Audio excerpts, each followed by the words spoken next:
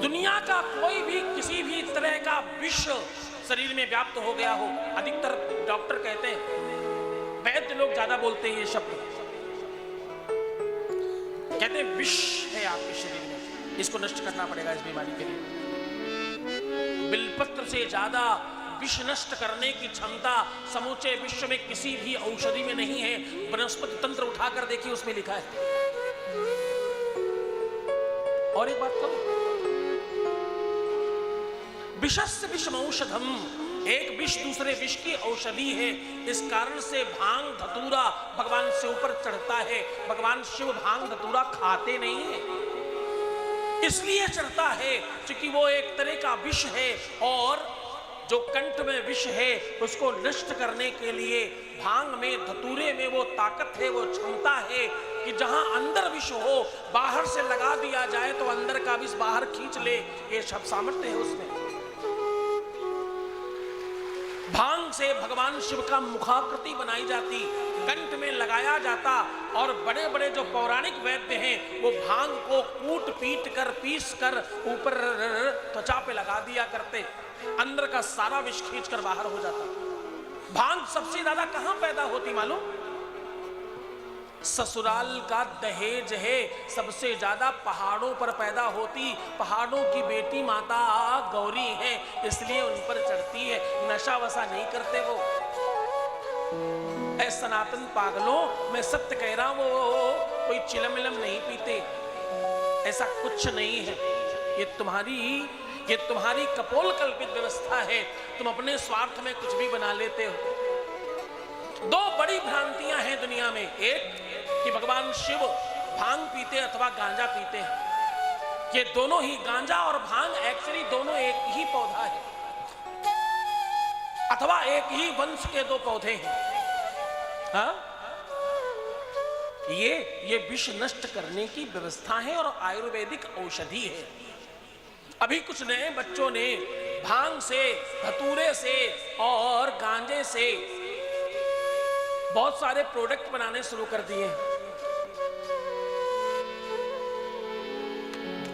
ये वो औषधि है, ये वो वस्तु है जिससे पूरे शरीर में कहीं पर, जैसे एक और बात, जिनको चर्म रोग हो, जिनको त्वचा का रोग हो, वो ऊपर कभी कभी भांग और धतूरा ये सब पीस पास के लगा लिया करो, बहुत जल्दी ठीक हो जाएगा, बहुत तत्काल व्यवस्थित हो जाएगा। ताकत है उसमें, समस्त प्रकार के विष को खींच कर बाहर कर देता, ये सामर्थ्य है उसमें। भगवान शंकर के कंठ में विष है, इसलिए उनके ऊपर लेप लगाया जाता, वो पीस कर चढ़ाया जाता, वो खाने के लिए नहीं है, वो नशा करने के लिए नहीं है। और दूसरा, वो जो तुम समझते हो रास खंड में भगवान कृष्ण गोपिकाओं के साथ रास करते हैं रात्रि में, अरे महापागलों, उसमें कोई स्त्री है ही नहीं, उसमें कोई महिला, कोई लड़की, कोई बिटिया है ही नहीं, उसमें कोई पुरुष नहीं, कोई स्त्री नहीं, उसमें कोई ऐसा संसारी है ही नहीं। वो तो परम साधना की रात्रि है, उसमें हजार हजार लाख लाख उम्र साल के संत हैं, उसमें कोई लड़की महिला स्त्री नहीं है। वो हमें गलत सिखाया गया। रासखंड साधना की रात्रि है। हाँ? गोपी कहते हैं, गवाम पिबति सह गोपी, जो ज्ञान का पान करे, ध्यान समझना, जो ज्ञान को पान करे, जो ज्ञान को पीती हो, जो श्लोकों को, मंत्रों का पान करती हो, उसका नाम गीति, वो है गोपी। गोपी, गीता, गंगा, ये स्त्री और पुरुष नहीं है, ये धर्म शक्ति है, साधक है। वो साधना की रात्रि है और वहां हजारों हजार लाखों लाखों साल वाले संत हैं। अन्यथा जब भगवान बृहस्पति, जो दुनिया में ज्ञान के भंडार के स्रोत हैं, भगवान बृहस्पति जहां से ज्ञान का प्रादुर्भाव हुआ, जहां से ज्ञान शुरुआत हुई, ज्ञान के स्रोत मान लो, उनके पुत्र उद्धव को भगवान गोपिकाओं के पास न भेजते। ज्ञानी बनाने के लिए स्त्रियों के पास नहीं, संतों के पास भेजा जाता है, गुरुओं के पास भेजा जाता है। इसलिए उद्धव को भेजा, जाओ वहां से ज्ञान सीख कर आओ, जाओ देख कर आओ ज्ञान किसे कहते हैं उद्धव। इसलिए उद्धव वापस आकर के, उद्धव सीधो है चलो, उद्धव वहां से एक्चुअली सीधा होकर वापस आए। उद्धव जैसा परम ज्ञानी, बृहस्पति के परम लाडले हैं, ये छोटी मोटी बात नहीं है। और भगवान कृष्ण के सेनापति, छोटी पदवी नहीं है इनके पास। उनको सिखाने के लिए भगवान ने गोपिकाओं के पास भेजा। भागवत में कथा आती है। तो ये दो प्रसंग तुम्हें गलत सिखाए गए, गलत सुनाए गए। उसमें राधा नाचे, कृष्ण नाचे, नाचे गोपी जन। गोपी जन है, गोपी स्त्री नहीं। ध्यान से सुनो उसको। राधा नाचे, कृष्ण नाचे, नाचे गोपी जन। मन मेरो, मेरा मन नाच रहा है, मेरी आत्मा नाच रही है और गोपी जन नाच रहे हैं। रही नहीं, रहे हैं। स्त्री तत्व है ही नहीं वहां, स्त्रीलिंग का प्रवेश नहीं है वहां। वहां मोर नाच रहा है, मोरनी नहीं नाच रही। गौर से समझना, पुरुष तो छोड़ो, कोई पशु पक्षी में भी स्त्री नहीं है वहां। वहां सिर्फ आत्मा है, ना स्त्री ना पुरुष। दोनों की आत्मा निकलकर एक हो सकती है, दोनों की चमक एक है, वो है वहां। तो महाशिवरात्रि तुम्हारी साधना की रात्रि है। इसमें ज्यादा से ज्यादा जप करो, इसमें ज्यादा से ज्यादा पूजा करो, इसमें ज्यादा से ज्यादा ध्यान करो। जो लोग भावातीत ध्यान सीखना चाहते हैं अथवा चाहती हैं, पूज्यपाद महर्षि महेश योगी जी के संस्थान में दोनों अलग अलग व्यवस्थाएं हैं। पुरुषों के लिए अलग, स्त्रियों के लिए अलग। महिला ध्यान केंद्र भी है और पुरुष ध्यान केंद्र भी है। सही है ना? जानकारी बाहर कुछ पत्रावली मेरे ख्याल से रखवा दी गई है, तो आप सब कार्यालय से अथवा किसी भी कार्यकर्ता से समझकर अपने आसपास अथवा नोएडा के ध्यान केंद्र का पता जान सकते हो और मेरे कहने से जाया। बड़ा अद्भुत आनंद और बड़ा अलग अनुभव है। प्रारंभ करो अपने जीवन में इस दिशा को, इस विषय को और इस साधना को। आज महाशिवरात्रि है। हम लोग महादेव के विवाह की तरफ चल रहे हैं। महादेव ने परीक्षा ली और खुद ही फेल हो गए। पहली बार परीक्षक फेल हो गया। परीक्षक नंबर देता 100 में ज्यादा से ज्यादा 99 पॉइंट कुछ। पहली बार ऐसा हुआ, परीक्षक को परीक्षार्थी ने नंबर दिए 100 में 00। उसका नाम है महादेव। ये जितनी बार माता पार्वती के सन्मुख खड़े हुए, हर बार हार गए, अथवा यूं कहो कि वो जीतना चाहते नहीं उनसे। माता पार्वती उनसे जीतना नहीं चाहती और महादेव उनसे जीतना नहीं चाहते, इसलिए दोनों अर्धनारीश्वर हैं। दोनों एक दूसरे के पूरक हैं।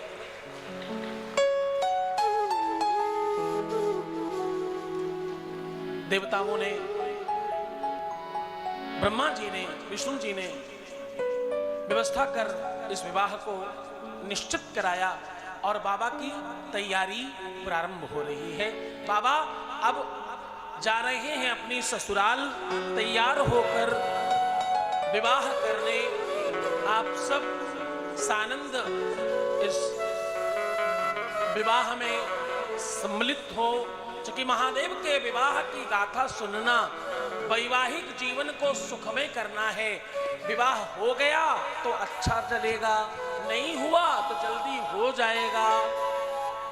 विवाह में कोई समस्या है तो दूर हो जाएगी। हाँ, क्यों? क्योंकि महादेव का विवाह सुनने जा रहे हो।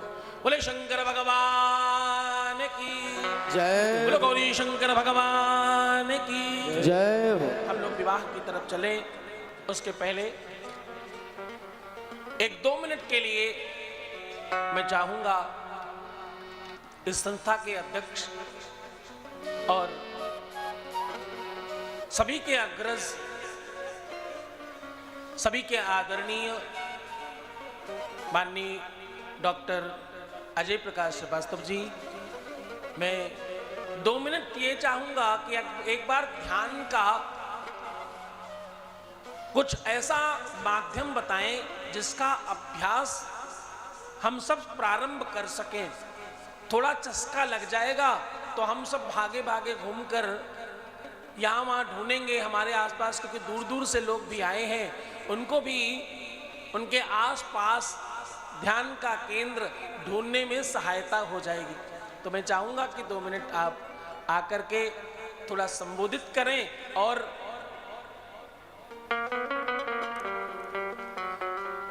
आपके संबोधन के बाद बड़े आनंद से बैठना, अभी विवाह की तरफ जाना। जोरदार तालियों के साथ स्वागत करें।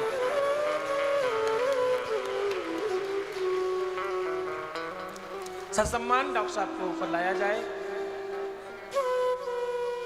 इसके बाद हम लोग विवाह की तरफ चलेंगे। हम लोग महादेव के जिस विवाह के लिए 9 दिनों से साधना कर रहे हैं, 9 दिनों से जिस यज्ञ का संपादन कर रहे हैं, वो यज्ञ अब पूर्णता की तरफ है, अब वो विराम की तरफ है।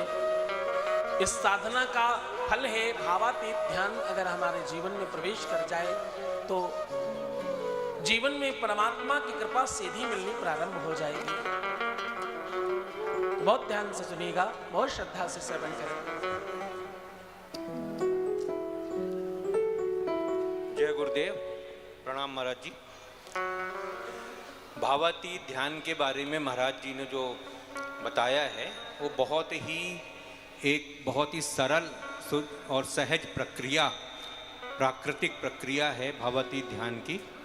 हमारे महर्षि महेश योगी जी, ब्रह्मलीन महर्षि महेश योगी जी ने इस पद्धति को अपने गुरु से आज्ञा लेकर, गुरु के द्वारा सिखाई गई इस पद्धति को पूरे विश्व में फैलाया।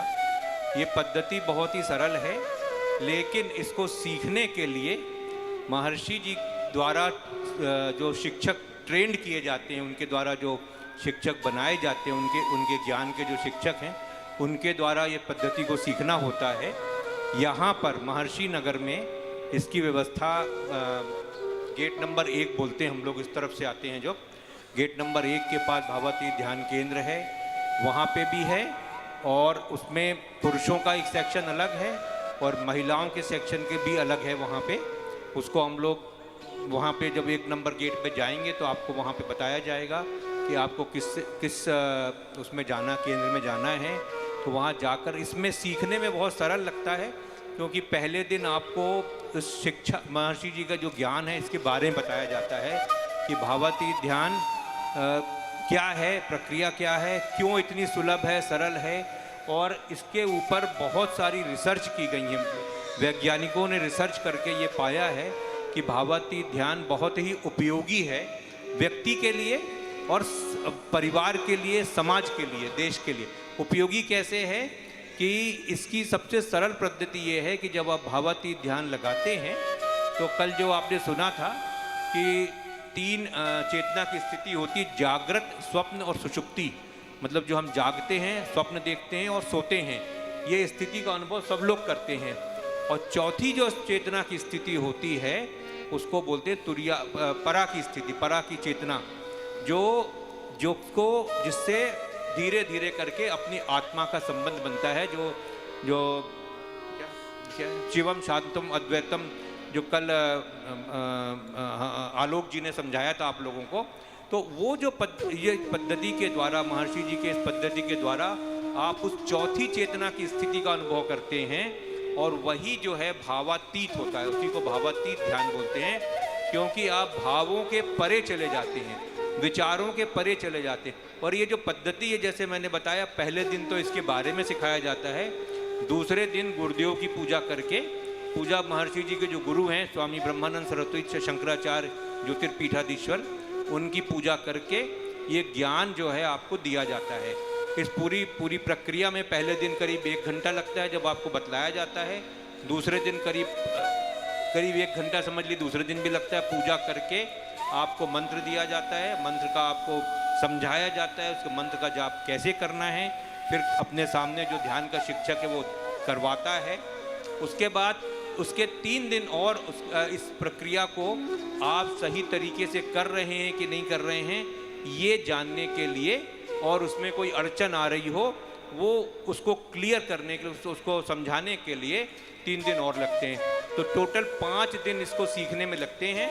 महर्षि नगर में जो यहाँ आसपास के लोग हैं आए हैं, उनके लिए तो बहुत सरल है। महर्षि नगर में गेट नंबर 1 या इधर पे आप गेंजा साइड से आएंगे तो गेट नंबर 4 में पता कर लें।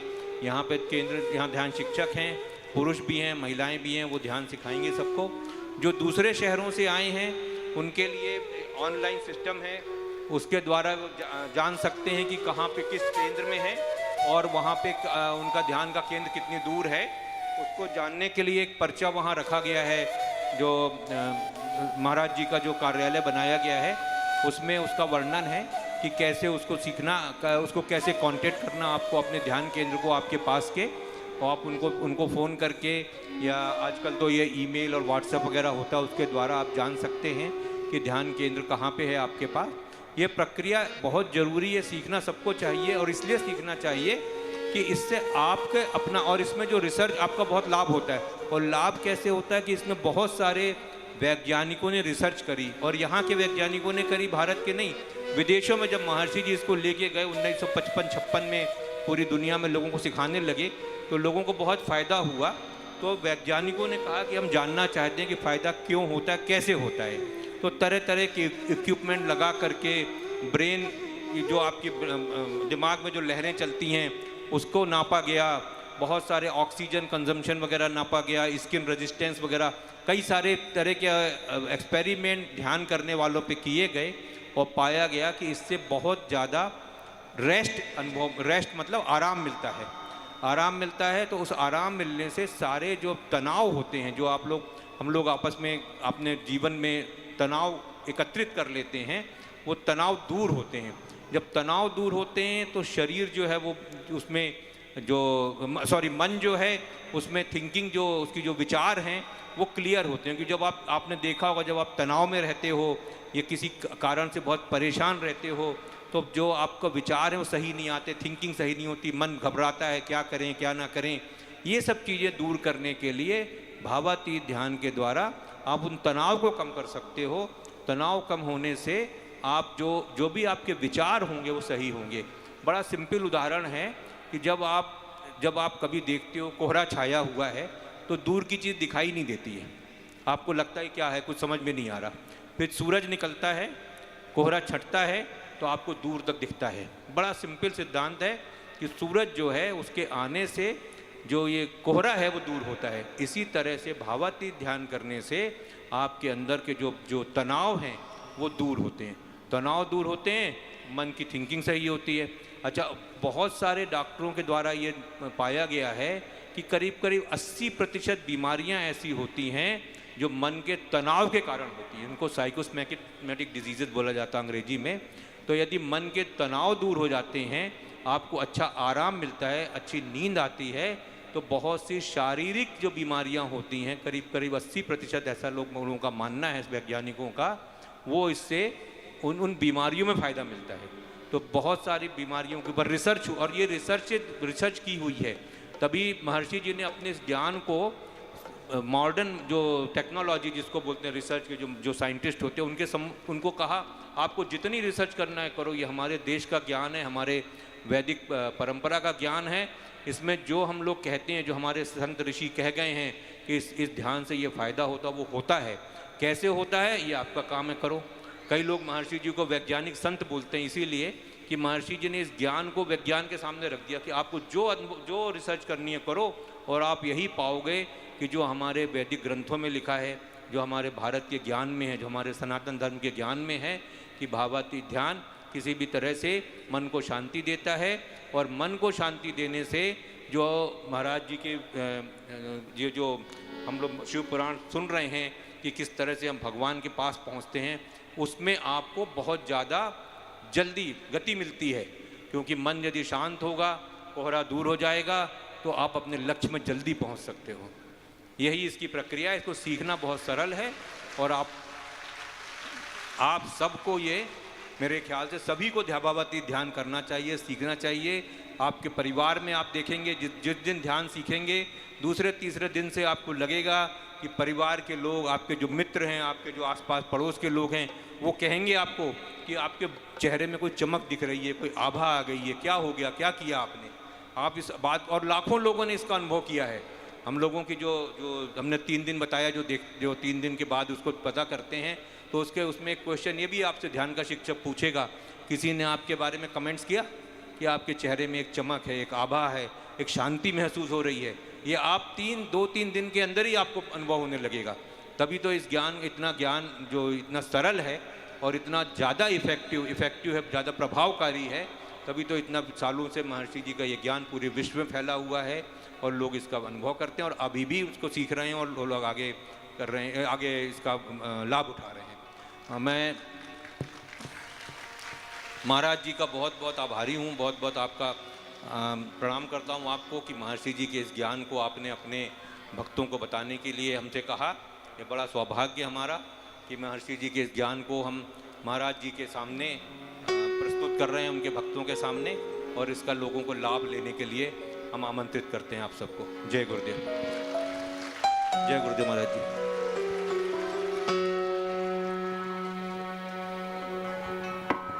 बहुत धन्यवाद, बहुत साधुवाद। और परमात्मा हम सबके इस कार्य में और गति प्रदान करे।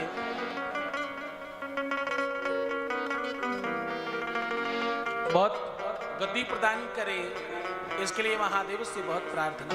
बोले शंकर भगवान की जय हो। बोले गौरी शंकर भगवान की जय हो। अच्छा, आप लोगों में से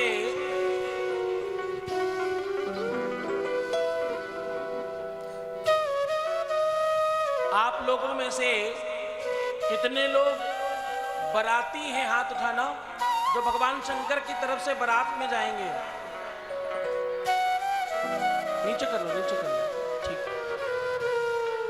अब कितने लोग ऐसे हैं जो जनाती हैं, माता गौरी की तरफ से जाएंगे?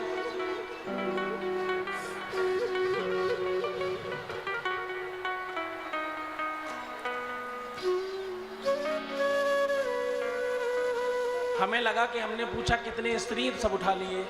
फिर हमने पूछा कितने पुरुष हैं, फिर सब उठा लिए। तुम हो क्या? तुम इधर वाले में हो, उधर वाले में हो? हाँ, अब देखो, इनके बराती जो है ना, इनके बराती भूत प्रेत हैं। हाँ, चलोगे? इनकी जनाती बनने में फायदा है। तुम तो बिटिया की तरफ से रहो, कन्यादान का फल मिलेगा और महादेव को वरण करने का अवसर मिलेगा। तुम्हारी हृदय रूपी कन्या को महादेव वरण करें, ऐसी भावना रखो। बराती बनके रसगुल्ला तो तुम रोज ही खा रहे हो। हाँ, शुगर के पेशेंटों, सिर्फ और सिर्फ एक ही बात पर फोकस करो कि तुम्हें तो जगत जननी पराम्बा को अपनी बिटिया बनाने का अवसर मिले। तुम्हारी हृदय कलिका, तुम्हारी हृदयांगनी, तुम्हारी हृदय की गति, मनसा, मन, बुद्धि, चित्त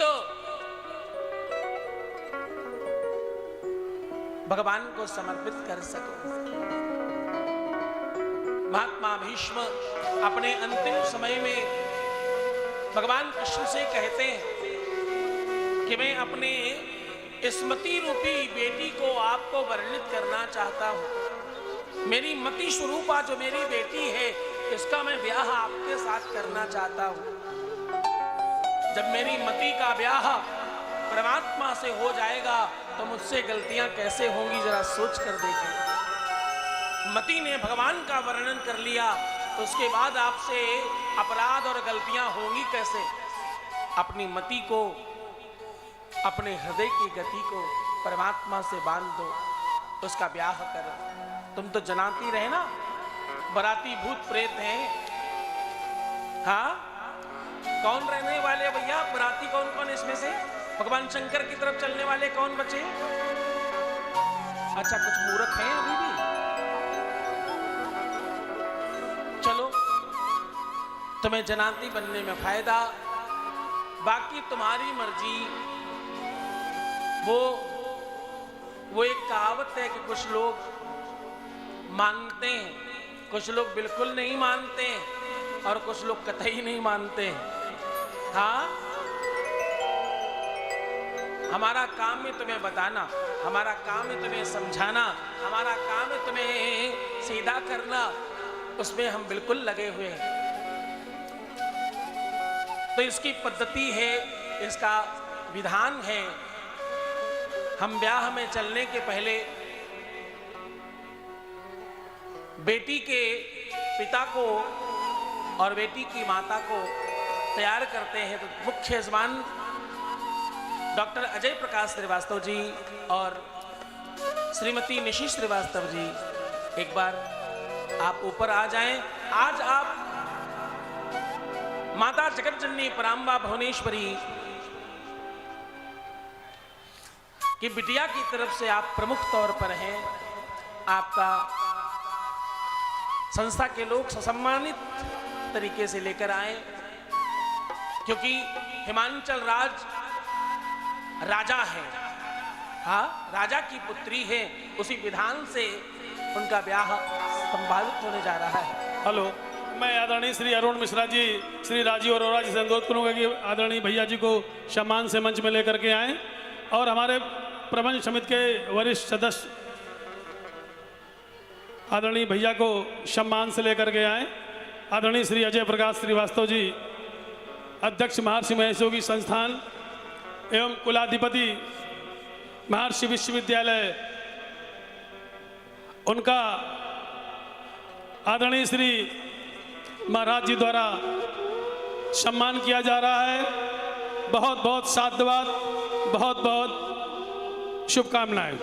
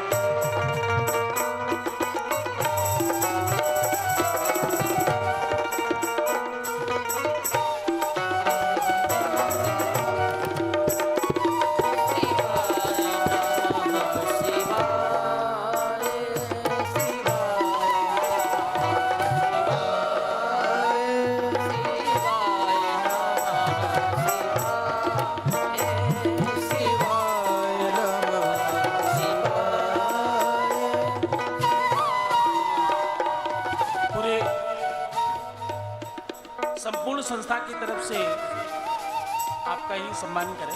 ये तो ये पूरा यज्ञ, ये आनंद जिनके भक्ति प्रताप से हम सबको मिल रहा है, उनका सम्मान तो बनता ही है।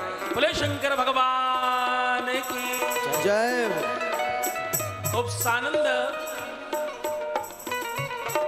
जोरदार ताली होनी चाहिए।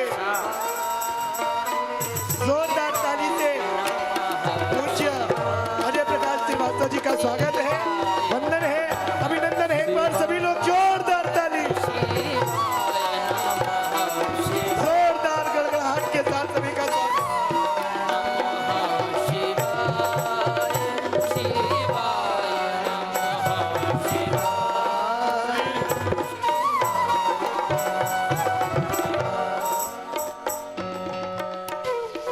गुरुदेव, इस पावन अवसर पर मैं थोड़ा सा विनम्र निवेदन करना हूँ। श्री अजय प्रकाश जी श्रीवास्तव के मार्गनिर्देशन में संस्थान में विगत कुछ वर्षों से ये बड़े शुभ कार्य संपन्न हो रहे हैं। यद्यपि इसके पीछे महर्षि जी का आशीर्वाद ही है, लेकिन मैं एक प्रसंग जो मैंने स्वयं देखा, पिछली बार जब विष्णु महायज्ञ का आयोजन होता था तो अजय प्रकाश जी प्रातः 9 बजे ठीक 9 बजे यहाँ पहुँच जाते थे, जबकि यहाँ से उनका घर न्यू फ्रेंड्स कॉलोनी दिल्ली में है। उसके बावजूद हर दिन यज्ञ के दिन प्रातःकाल ठीक 9 बजे पहुँच जाते थे और रात में संध्या काल में जब कथा समाप्त होती थी तब यहाँ से घर वापस जाते थे। पूरा समय उन्होंने दिया और इसी प्रकार से इस शिव महापुराण की कथा में भी प्रातःकाल 9 बजे पहुँच करके और जो है सायंकाल की कथा तक रहते हैं। और आदरणीय भाभी जी का पूर्ण सहयोग मिल रहा है भैया को, और इनके दोनों के आशीर्वाद से हम सब लोग ये कार्यक्रम सफल आयोजन कर रहे हैं। आपको भी धन्यवाद, अजय प्रकाश जी को, महाराज जी को धन्यवाद, संस्था के सभी पदाधिकारियों को धन्यवाद। जय गुरुदेव। ये जो कार्यक्रम आप देख रहे हैं, ये इस कार्यक्रम के प्रणेता हैं आदरणीय श्री अजय प्रकाश श्रीवास्तव जी एवं आदरणीय श्रीमती निशी श्रीवास्तव जी। ये कार्यक्रम की प्रणेता हैं, जिनके मार्गदर्शन में हम सभी लोगों ने मिलकर के इस कार्यक्रम का आयोजन किया है और पूरा प्रयास कर रहे हैं कि ये भव्य कार्यक्रम बहुत ही भव्य तरीके से संपन्न हो। आप सभी के आशीर्वाद से कार्यक्रम आज आखिरी चरण पर पहुंच चुका है। बहुत बहुत साधुवाद, बहुत बहुत शुभकामनाएं, बहुत बहुत आए हुए सभी हमारे अतिथियों का स्वागत है, अभिनंदन है, वंदन है। जय गुरुदेव। व्यास जी की पीठ से आप कथा का श्रवण करें। बहुत बहुत धन्यवाद। बोले शंकर भगवान की जय